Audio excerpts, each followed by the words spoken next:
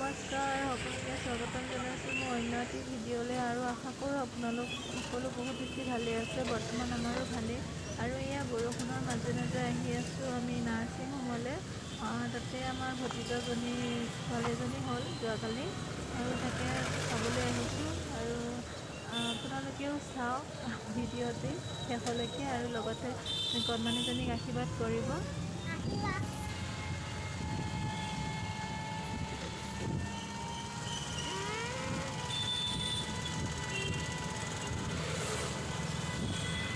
বৰষুণৰ মাজে মাজে আমিও এয়া আহি পাই গ'লোহি আৰু দেখাই আছোঁ আপোনালোকক আমাৰ লখিমীজনী।